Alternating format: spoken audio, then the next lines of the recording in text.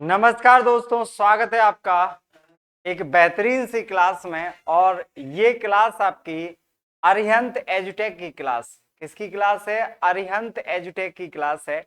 अरिहंत एजुटेक जैसा कि आपको नाम से ही पता है, जहां पर आपके सभी प्रकार के कॉम्पिटिटिव एग्जाम की प्रिपरेशन कराई जाएगी, वो भी ऑनलाइन मोड में। तो सभी विद्यार्थियों का इस क्लास में तहे दिल से स्वागत है। किसमें? अरिहंत एजुटेक में आपका तहे दिल से स्वागत है। और दोस्तों, आज मैं आपको थ्योरी पढ़ाने वाला हूं। क्या पढ़ाने वाला हूं? थ्योरी, कंप्लीटली थ्योरी पढ़ाने वाला हूं। और ये भी बताऊंगा कि थ्योरी से प्रश्न कैसे बनते हैं, है ना। ये भी मैं आपको बताऊंगा कि थ्योरी से प्रश्न कैसे बनते हैं। तो प्यारे विद्यार्थी, मुझे बताएंगे, क्या आपने पहले कभी वाइगोत्स्की को सुना है? क्या तुमने पहले कभी वाइगोत्स्की को सुना है?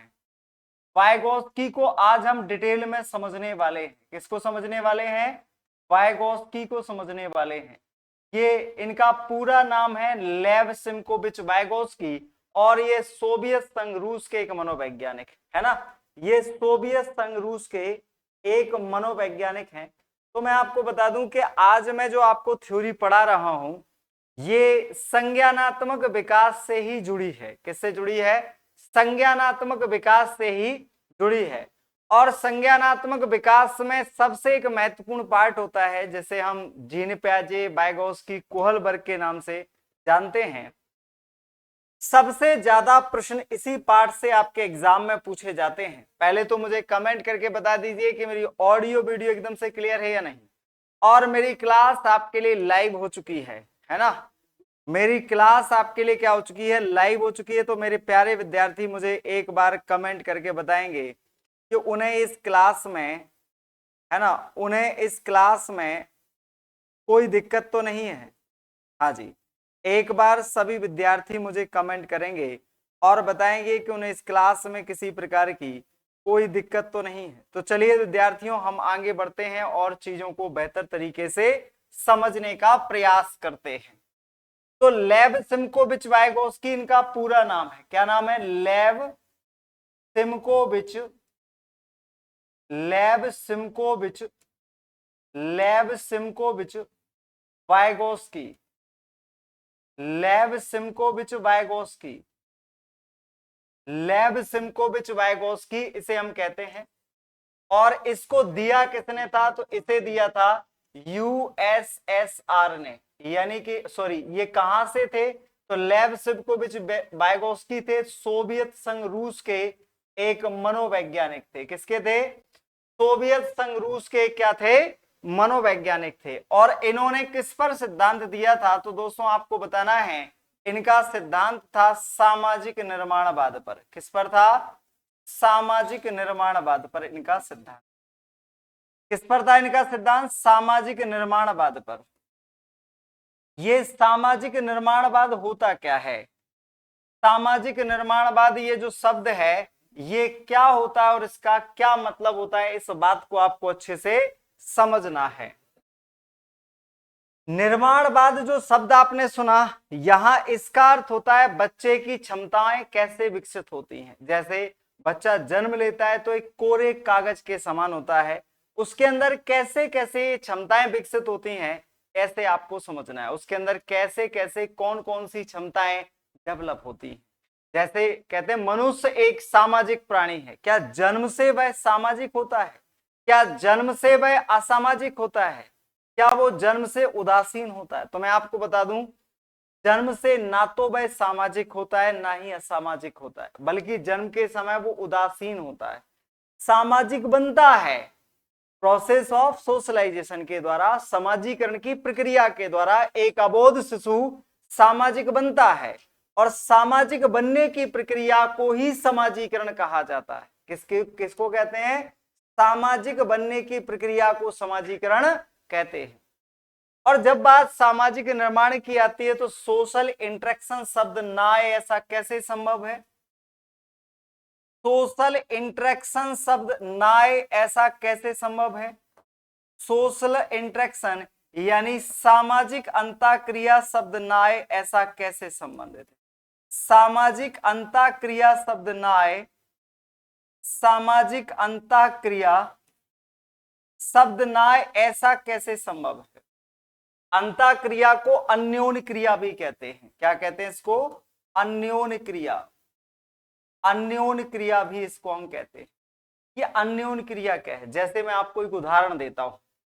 वर्तमान में राहुल गांधी जो यात्राएं कर रहे हैं, इससे उनके जीवन में क्या परिवर्तन आ रहा है? इससे उनके जीवन में परिवर्तन आ रहा है कि उनको शब्दावली विकसित हो रही है। वो लोगों के बीच में जाकर उनकी भाषा सीख रहे हैं, उनकी विचारों को समझ रहे हैं, लोगों से मिल रहे हैं। इससे पहले वो क्या थे? केवल एक किताबी ज्ञान सीखे एक व्यक्ति थे। अब वो सामाजिक बने हैं। यही तो सब उनको लगता था कि लोगों को कि उनकी बुराई क्या है, कि वो सामाजिक नहीं है। ऐसा नहीं था। तो सामाजिक क्या है? Social interaction. क्या है? सोशल जो इंटरेक्शन शब्द है, ये सोशल इंटरेक्शन जो शब्द है, सामाजिक अंतःक्रिया जो शब्द है, इस सामाजिक अंतःक्रिया का मतलब होता है परस्पर क्रिया करके सीखना या दो से अधिक व्यक्तियों के व्यवहार से सीखना। इसके लिए एक शब्द आता है MKO। आपने कभी सुना है? अगर सुना है तो बताओ ये MKO क्या होता है? अगर कभी आपने ये शब्द सुनाओ MKO, MKO का फुल फॉर्म क्या होता है और इसका मतलब क्या होता है? तो मैं आपको बता दूं, MKO का मतलब होता है मोर नॉलेजेबल। इसका फुल फॉर्म होता है more knowledgeable other. More knowledgeable other, इसका फुल फॉर्म होता है मोर नॉलेजेबल अदर, मतलब अधिक परिपक्व व्यक्ति। क्या मतलब होता है? अधिक परिपक्व व्यक्ति। कैसा? जैसे मैं आपसे बाल विकास में ज्यादा जानता हूं, तो मैं आपके लिए क्या हूं? मैं आपके लिए MKO हूं। MKO का मतलब होता है किसी क्षेत्र में तुमसे ज्यादा जो जानता है। अब ये कोई भी हो सकता है, आपके माता पिता हो सकते हैं, आपके भाई बहन हो सकते हैं, आपके दोस्त हो सकते हैं, आपके रिश्तेदार हो सकते हैं, आपका टीचर हो सकता है। उसे हम क्या कहते हैं? MKO नाम देते हैं। और ये क्या करते हैं? सीखने में सहायता करते हैं। ये सभी का जो रोल होता है वो सीखने में बड़ा ही रोल होता है, बहुत रोल होता है। इसके लिए इन्होंने बड़ा अच्छा शब्द यूज किया है। इन्होंने इसके लिए बड़ा एक अच्छा ही शब्द यूज किया है।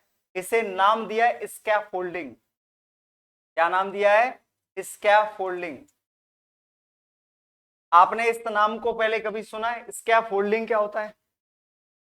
स्कैफोल्डिंग, ये स्कैफोल्डिंग, ये वर्ड बच्चा अंग्रेजी में ही लिखा है, सिर्फ ये देवनागरी लिपि का प्रयोग है बस।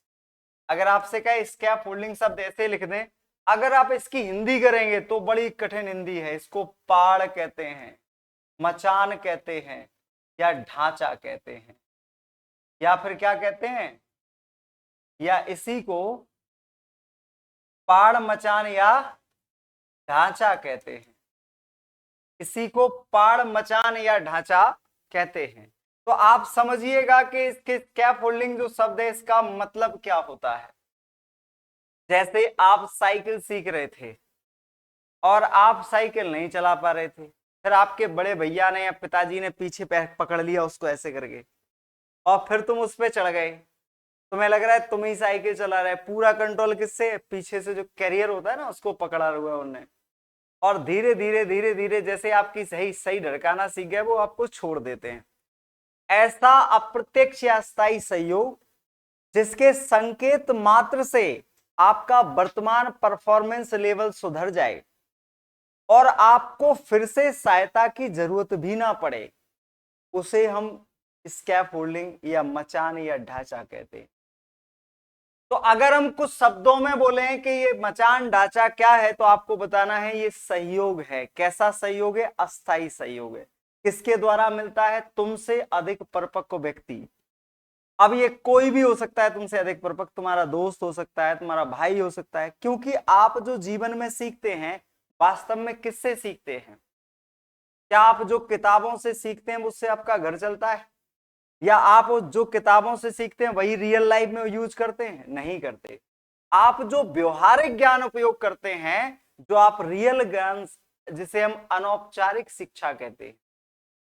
एक होती है औपचारिक शिक्षा जो किताबी ज्ञान होती है, और किताबी ज्ञान का वास्तविक जीवन में उतना ज्यादा उपयोग नहीं होता। किसका होता है? जन्म से आज तक आपने। इसीलिए याद रखना, कई बुद्धिजीवी कहते हैं कि पढ़े से ज्यादा जरूरी तो कड़ा हो तो है। अगर तुम कड़े हो, बेशक कम पढ़े हो तब भी चल जाएगा, लेकिन बहुत पढ़े हो और घर से ना कड़े हो तो कछु काम के ना हो। तो इसलिए याद आपको रखना है कि सबसे ज्यादा जरूरी, अगर स्कैफोल्डिंग शब्द आ गया तो आपको क्या शब्द यूज करना है। समझ में आई मेरी बात? अगर स्कैफोल्डिंग शब्द आ गया तो आपको क्या शब्द यूज करना है? इसे हम अस्थाई या क्षणिक सहयोग के नाम से जानते हैं। इसे क्या नाम देते हैं? अस्थाई या क्षणिक सहयोग। अस्थाई या क्षणिक सहयोग, अस्थाई या क्षणिक सहयोग, या संकेत मात्र के द्वारा सिखाना। संकेत मात्र के द्वारा सिखाना, यह संकेतिक सहायता करना, या एक सांकेतिक सहायता करना, या फिर सांकेतिक सहायता करना। सांकेतिक सहायता करना, जैसे एक बच्चा है भूल रहा था, आपने उसको थोड़ा सा हिंट कर दिया और उसने उस क्वेश्चन को बना लिया। तो याद रखना ये कैसी सहयोग है? ये उसका सांकेतिक सहयोग है, उसका स्कैफोल्डिंग है। तो आपको यही बात तो समझनी थी, आपको यही बात तो समझनी थी। अगर आपको इतनी सी बात समझ में आ गई तो फिर दोस्तों हम चलेंगे एक और के ओर। इन्होंने भाषा को भी बहुत बड़ा महत्व दिया। इन्होंने कहा, वाइगोस्की ने, language is a tools. Language is a tools मतलब भाषा एक साधन है। भाषा एक साधन है। भाषा एक साधन है। किसके लिए भाषा साधन है? भाषा एक साधन है बच्चे के संज्ञानात्मक विकास के लिए। किसके लिए? संज्ञानात्मक विकास के लिए भाषा साधन है। भाषा संज्ञानात्मक विकास के लिए साधन है। भाषा संज्ञानात्मक विकास यानी कॉग्निटिव डेवलपमेंट के लिए, भाषा कॉग्निटिव डेवलपमेंट के लिए साधन का काम करती है। भाषा कॉग्निटिव डेवलपमेंट के लिए एक साधन का काम करती है। भाषा कॉग्निटिव डेवलपमेंट के लिए एक साधन का काम करती है। भाषा कॉग्निटिव डेवलपमेंट के लिए एक साधन का काम करती है। एक साधन का काम करती है। और दूसरी बात, इन्होंने दो प्रकार से भाषाओं की चर्चा की है। एक बात इन्होंने कहा है इनर स्पीच। एक शब्द यूज किया है इन्होंने, इनर स्पीच। इसे कहते हैं अंतः भाषण। इसे कहते हैं अंतः भाषण। इसे कहते हैं अंतः भाषण। और एक शब्द और यूज आप कर सकते हैं, एक होता है जिसे हम नाम देते हैं प्राइवेट स्पीच। इसे नाम देते हैं प्राइवेट स्पीच। इसे हम नाम देते हैं निज भाषा। क्या नाम देते हैं? निज भाषा। अब ये इसमें आप क्या सीखे? भाषण भी लिखा होता है, कई जगह भाषा लिखा होता है, तो एक ही बात है भाषण या भाषा। प्राइवेट स्पीच और निज स्पीच या निज भाषा का उपयोग किस लिए किया जाता है, इस बात को बड़े गौर से समझना। यह आपके मतलब की बात है, यह आपके बहुत ही हितकर बात है। देखो, आप जब चिंतन मनन करते हो तो चिंतन मनन करते समय जब तुम मन मन में ही विचार करते हो उसे इनर स्पीच कहते हैं। आप मन मन में बात करते हो उसे क्या कहते हैं? Inner speech. और आपने एक चीज और देखी होगी कि जब आप धीमे धीमे भाषा में बोलते हो ऐसा लगता है आप खुद से बातें कर रहे हो। जब आप खुद से बातें कर रहे होते हो जो छोट धीमी धीमी भाषा में खुद से बातें कर रहे होते हो, उसे हम इनर स्पीच या प्राइवेट स्पीच नाम देते हैं। इन दोनों का प्रयोग बच्चे करते किस लिए हैं? इन दोनों का उपयोग होता किस लिए है? सेल्फ रेगुलेशन के लिए। किसके लिए बच्चे? सेल्फ रेगुलेशन के। अब आपसे पूछा जाएगा ये सेल्फ रेगुलेशन क्या है? अब आपसे पूछा जाएगा कि ये सेल्फ रेगुलेशन शब्द क्या है, तो आपको बताना है ये सेल्फ रेगुलेशन का मतलब होता है आत्मनिगमन। क्या होता है? आत्मनिगमन। आत्मनिगमन। ये आत्मनिगमन मीन्स क्या होता है? अपने विचारों को सही दिशा देना। जैसे आप सोचते तो बहुत कुछ हो, लेकिन जो सोचते हो क्या उसे बोल पाते हो? क्या जितना सोचते हो उसे कार्य में ला पाते हो? नहीं। तो जो व्यवस्थित ज्ञान को करने के लिए जिस मेथड का आप यूज करते हो, जिस मेथड का आप ज्ञान को व्यवस्थित करने के लिए यूज करते हो, उसे ही आप क्या कहते हो? आत्मनिगमन नाम देते हो। आत्मनिगमन मतलब अपने विचारों पर नियंत्रण करना, अपने विचारों पर, अपने विचारों पर नियंत्रण करना, अपने विचारों पर नियंत्रण करना, अपने विचारों पर नियंत्रण करना, अपने विचारों पर नियंत्रण करना, अपने विचारों पर क्या करना? नियंत्रण करना।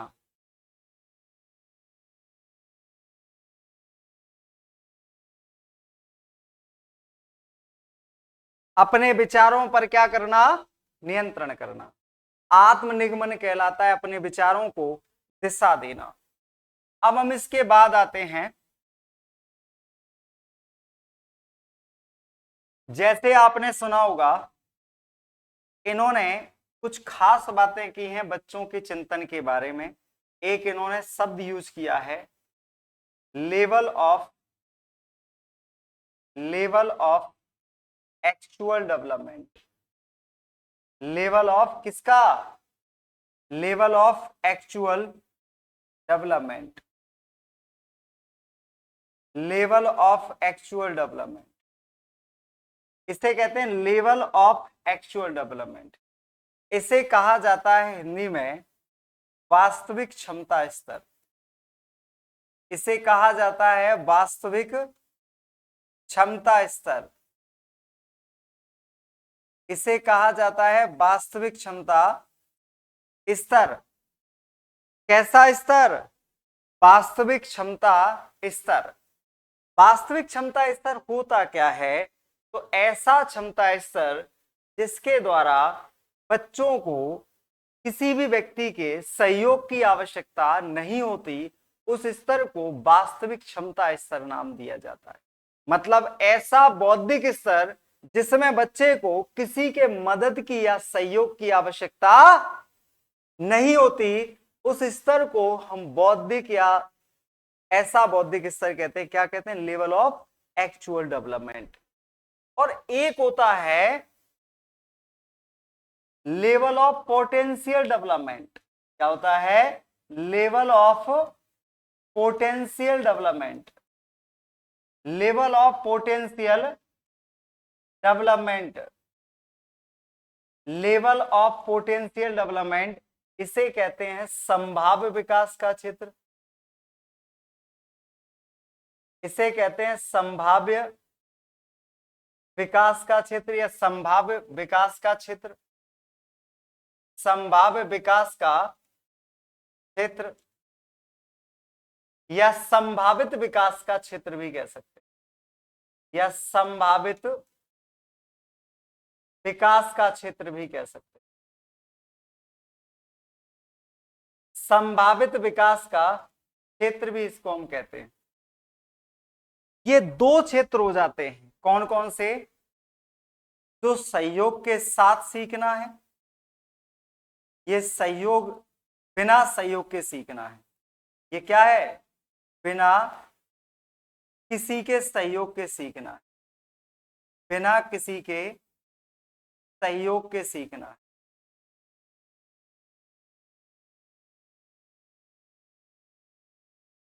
ऐसा स्तर जिसमें बिना किसी के सहयोग से सीखते हैं, मतलब खुद के दम पर सीखते हैं, स्वयं के द्वारा सीखते हैं, स्वयं की क्षमता है, स्वयं की क्षमता की बात हो रही है, जिसमें स्वयं के क्षमता की बात हो रही है। और एक इसमें सहयोग द्वारा सीखना है, सहयोग द्वारा सीखना है, सहयोग द्वारा सीखना, मतलब बिना सहयोग के संभव ही नहीं है जहां पर सीखना।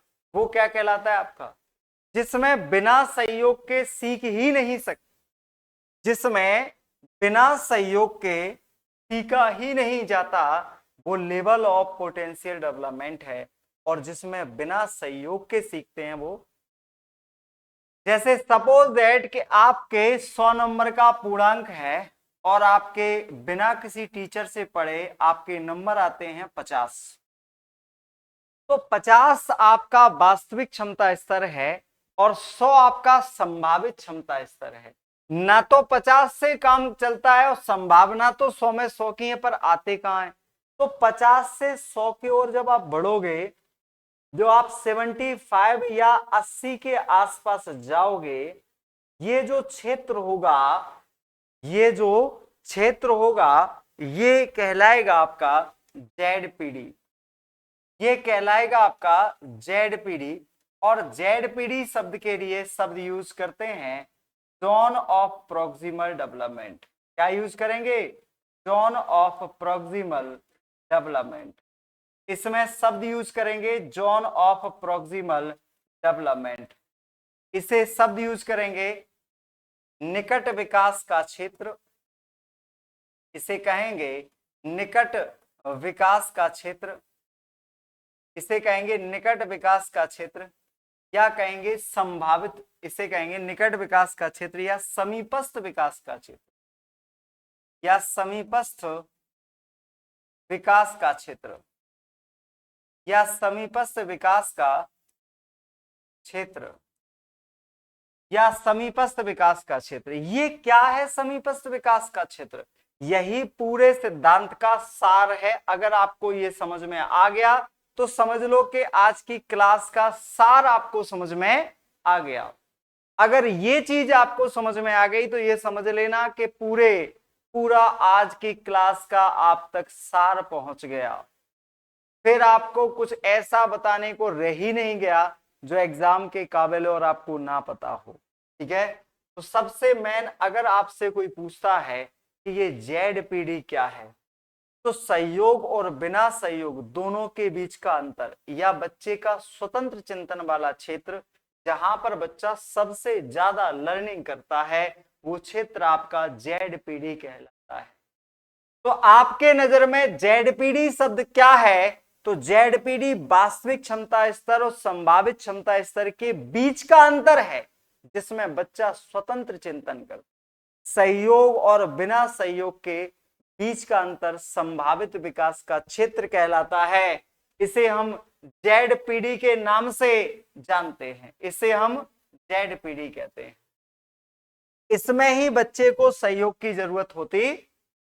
तो आपने क्या सीखा, क्या समझा, क्या जाना, मैं कोशिश करता हूं अगर आपको ऐसे समझ में नहीं आया और आपको कोई दिक्कत है समझने में, तो मैं आपको दूसरे तरीके से भी इसको क्या कर सकता हूं, एक्सप्लेन कर सकता हूं, दूसरे तरीके से भी मैं आपको इसे बता सकता हूं। ठीक है, तो मेरे प्यारे विद्यार्थियों, मुझे एक बार कमेंट करके बता दो कि क्लास आपकी कैसी चल रही है और आप इस क्लास से कितना सीख पा रहे हैं। अगर आप सीख पा रहे हैं तो मुझे एक बार कमेंट कर दीजिए, और अगर सीखने में कोई बाधा या समस्या है तब भी आप मुझे बता दीजिए, ताकि मैं क्लास को, है ना, एक बार और बेहतर तरीके से आप तक पहुंचा सकूं। तो अब मैं सीधे सीधे पहुंचता हूं जिस तथ्य पर, अब मैं आपको थोड़ी सी लिखित भाषा दिखाता हूं। नहीं आपको लगेगा कि सर तो पीपीटी का उपयोग करते ही नहीं। है ना। आपको लगेगा कि सर तो पीपीटी का प्रयोग कर ही नहीं रहे, क्योंकि आध घंटा की क्लास में तो मैंने आपको कुछ दिखाया ही नहीं, है ना। अब देखो यहां पर वाइगोत्स्की संज्ञानात्मक विकास से जुड़े हैं, बता चुका हूं मैं आपको। वाइगोत्स्की रसियन, रसिया मतलब यूएसएसआर, सोवियत संघ रूस के एक मनोवैज्ञानिक थे। और बच्चे सोचते कैसे हैं, समझते कैसे हैं, बच्चों के बौद्धिक विकास कैसे होता है, बच्चे का संज्ञानात्मक विकास कैसे होता है, बच्चे अपनी क्षमताओं का निर्माण कैसे करते हैं, पूरा का पूरा अध्ययन इसी से जुड़ा है। इनका पूरा का पूरा अध्ययन इसी बात से जुड़ा है। तो इन्होंने वाइगोत्स्की किसको महत्व देते हैं, सामाजिक कारकों को, सोशल फैक्टर्स, और भाषा को इन्होंने सीखने का आधार माना। ये मानते हैं कि भाषा बहुत जरूरी है, अगर भाषा नहीं होगी तो कोई भी अपने विचारों को व्यक्त करने में सक्षम ही नहीं होगा। अपने विचारों को कैसे व्यक्त करेगा अगर उसमें भाषा नहीं होगी।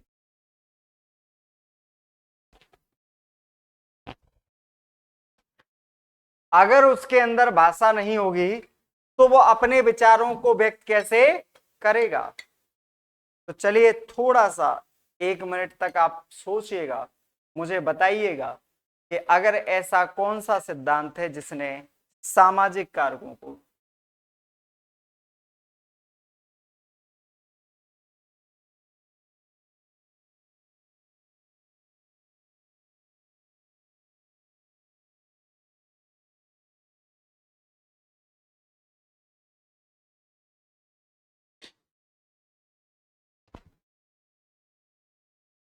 तो चलिए मेरे प्यारे विद्यार्थियों हम बढ़ते हैं आगे।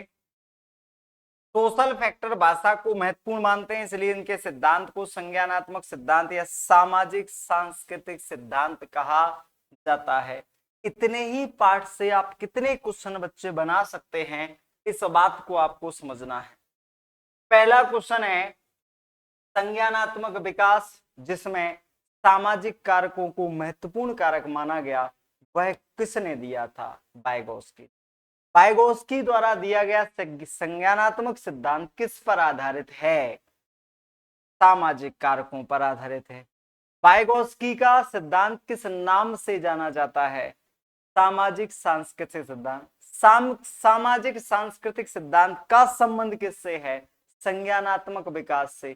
संज्ञानात्मक विकास किस पर आधारित है, सामाजिक निर्माणवाद पर आधारित है।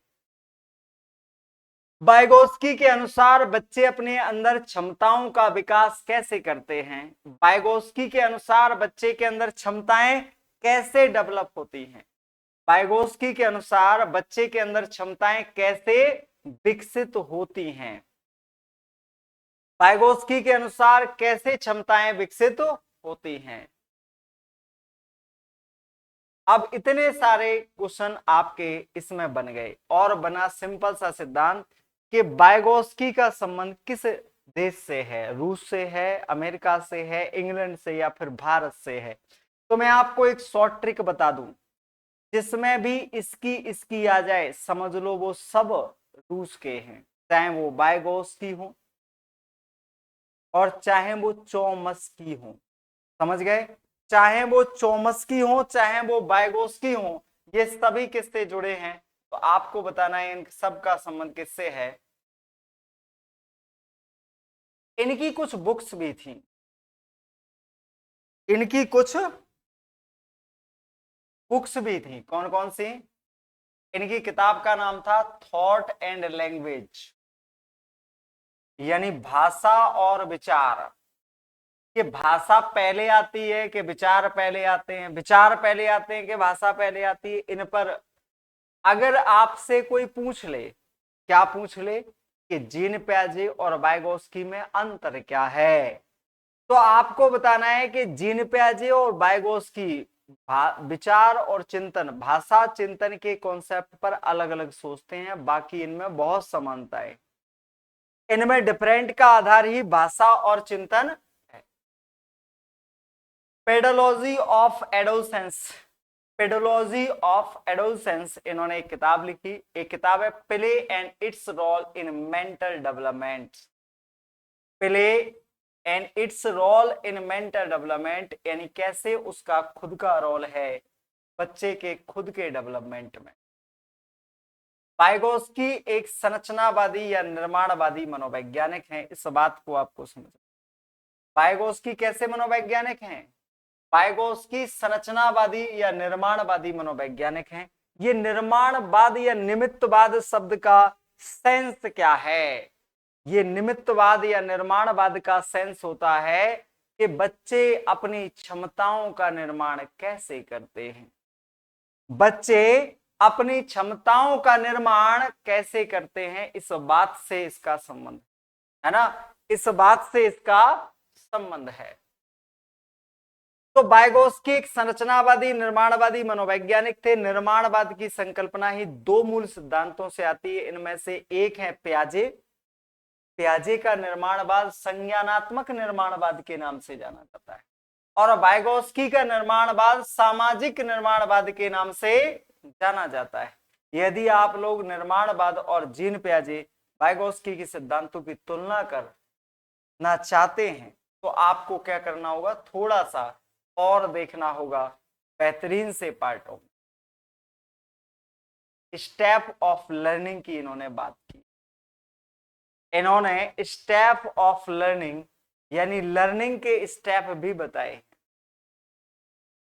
ये कहते हैं अधिगम के सोपान, लर्निंग के स्टेप, और इन्होंने दो सोपान, 2 स्टेप बताए।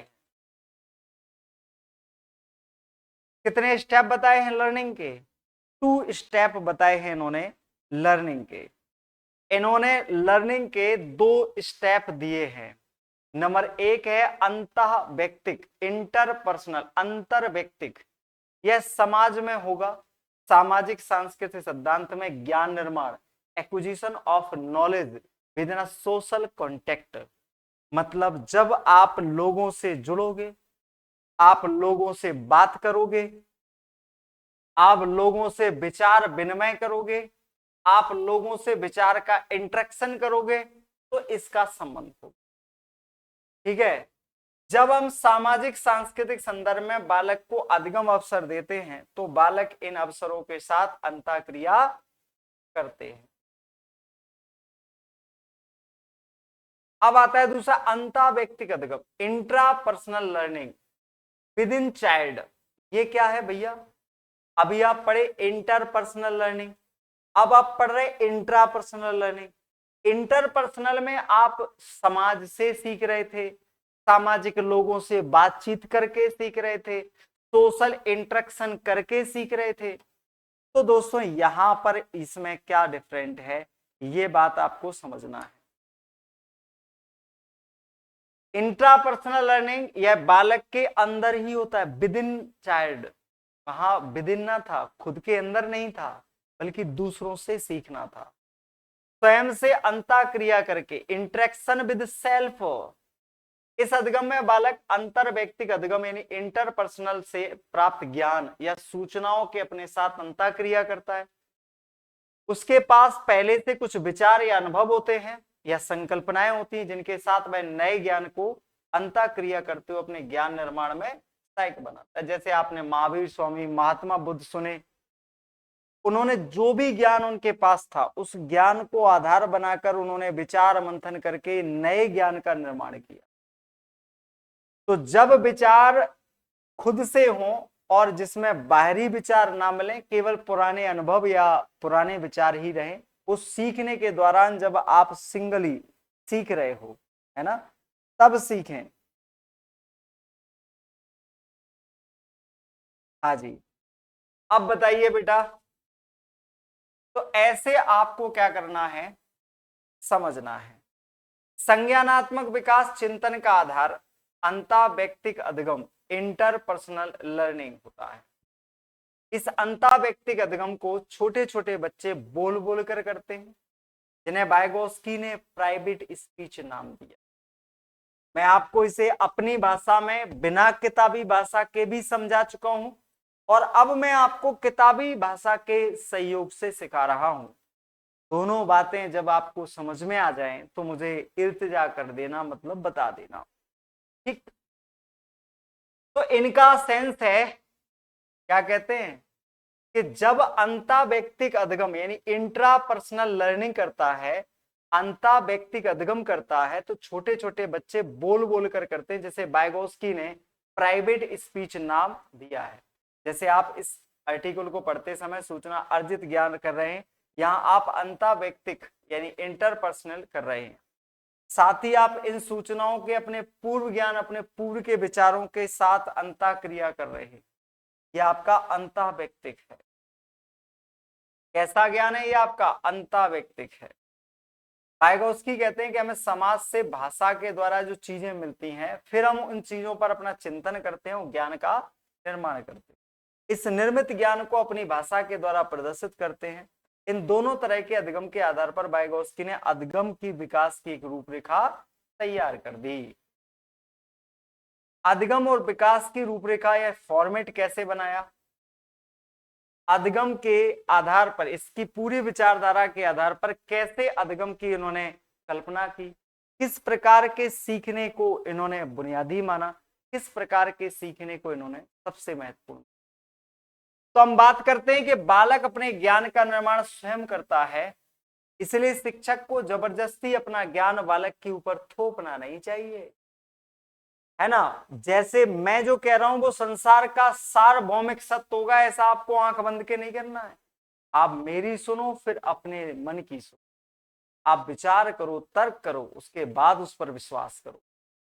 इसलिए शिक्षक को जबरदस्ती अपने ज्ञान को थोपना नहीं चाहिए, बल्कि सामाजिक सांस्कृतिक संदर्भ में अधिगम के बहुत सारे अवसर उपलब्ध कराने, जिससे बालक अंतर व्यक्तिगत अधिगम इंटरपर्सनल लर्निंग के द्वारा सूचनाओं को अर्जन कर सके, अंतःव्यक्तिक अधिगम के द्वारा अपने ज्ञान का निर्माण कर सके, जिससे संज्ञानात्मक विकास यानी बच्चे का बौद्धिक या मानसिक विकास हो सके।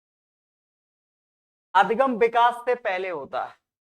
ये वाला कॉन्सेप्ट आप बिल्कुल लिख लेना, ये क्वेश्चन आपके एग्जाम में आता है और आपसे पूछा जाता है कि वाइगोस्की जो ऐसे एक मनोवैज्ञानिक हैं जो कहते हैं कि अधिगम जो होता है वो विकास से पहले होता है। क्यों? क्योंकि अधिगम होगा तभी तो विकास होगा। जैसे आप सीखोगे तभी तो मानसिक विकास होगा, आप सीखोगे नहीं तो विकास होगा कैसे? यानी कि आपको पहले सीखने की क्रिया घटित होगी, उसके बाद डेवलपमेंट प्रोसेस। ठीक, तो यह वाइगोस्की प्याजे विपरीत हो जाते हैं। प्याजे का कहना है कि अधिगम हमेशा विकास के उपरांत होता है। जब विकास हो जाता है उसके बाद अधिगम होता है। जब विकास हो जाता है प्याजे के अनुसार तब अधिगम होता है, और वाइगोस्की कहते हैं पहले अधिगम होता है तब विकास होता है।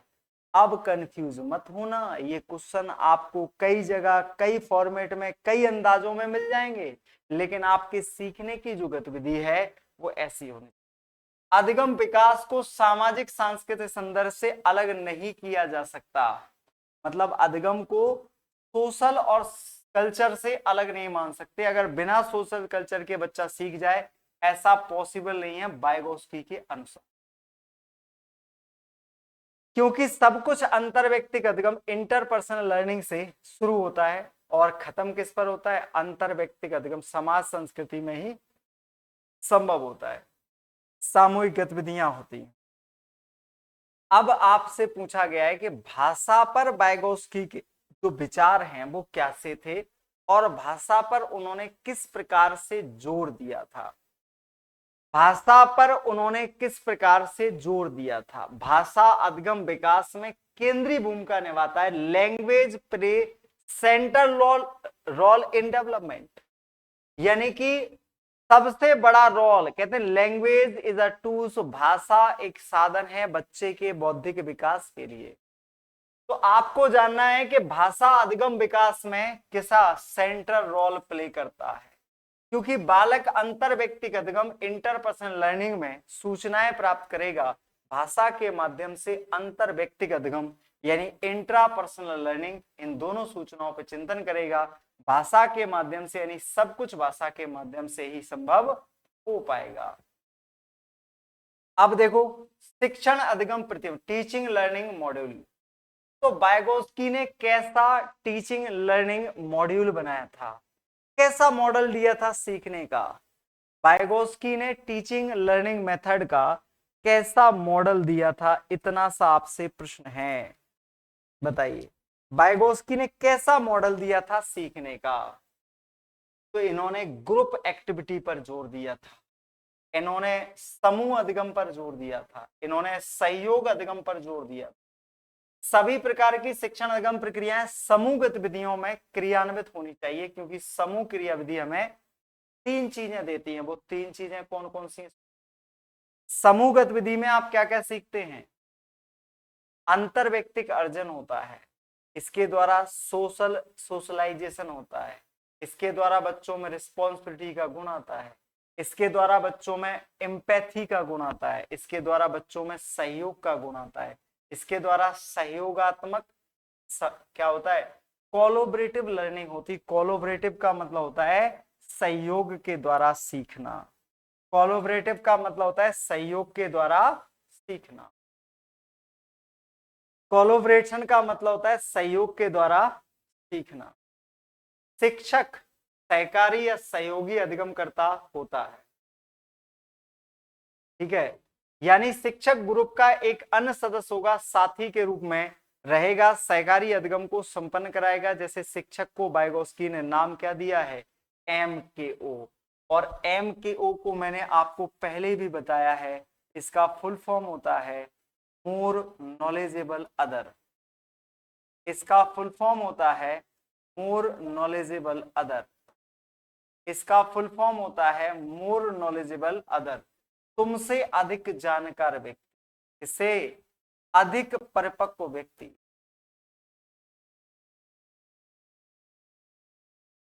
अधिक परिपक्व व्यक्ति, अधिक परिपक्व व्यक्ति, ये लिखा है देखो, मोर नॉलेजेबल अदर, अधिक संज्ञान वाला व्यक्ति, तुमसे ज्यादा किसी चीज में जानकार व्यक्ति, तुमसे ज्यादा नॉलेज रखने वाला व्यक्ति, तुमसे ज्यादा अंडरस्टैंडिंग वाला व्यक्ति इसमें आता है। और इसकी खास बात ये भी है दोस्तों कि इसके द्वारा जो समूह गतिविधि में व्यक्ति सीखते हैं, एक दूसरे के सहयोग से सीखते हैं, इससे व्यक्ति में लीडरशिप का भी गुण आता है, इससे दूसरों का अनुसरण करके भी सीखते हैं, इससे नेतृत्वकर्ता का भी भाव व्यक्ति के अंदर आता है। तो ऐसे आपको क्या करना है, इसमें समझ बिठानी है, ठीक है। तो ये MKO का रोल है। और मैं आपको जो ZPD वाला कॉन्सेप्ट समझा चुका हूं कि नहीं? क्यों भाई? ये ZPD वाला कॉन्सेप्ट तो मैंने आपको समझा दिया ना, ये तो सभी बच्चों को समझ में आ गया ना? ऐसा कोई विद्यार्थी जिसको समझ में ना आया हो, भाई मुझे बता दे जल्दी से, क्योंकि मैंने आज की क्लास को बड़े दिल से लिया है, बड़े मन से आपको समझाने की कोशिश की, बहुत ही मन से आपको समझाने की क्या की है? कोशिश की।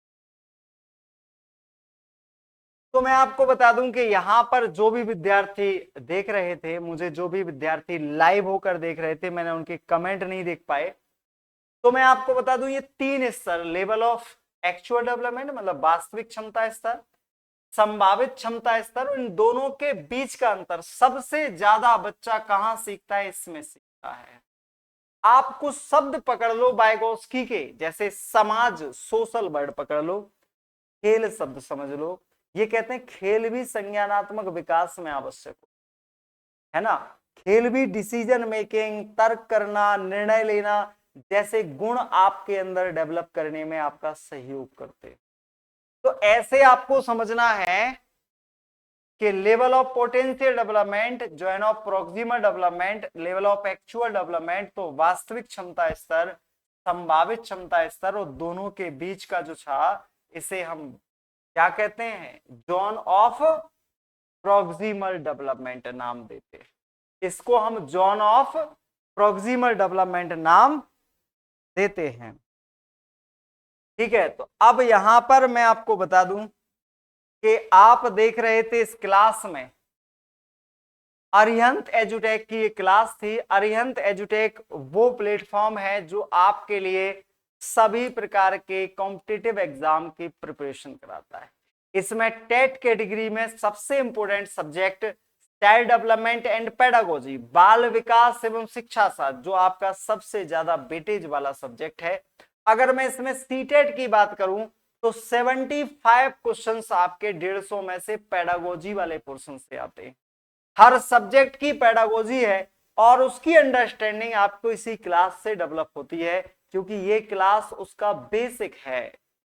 तो मैं आपको बता दूं कि जो भी विद्यार्थी इस क्लास में लाइव हैं, जो विद्यार्थी इस क्लास को लाइव वॉच कर रहे थे, उन सभी का बहुत बहुत धन्यवाद। मिलते हैं हम किसी और क्लास में इतने ही उत्साह के साथ।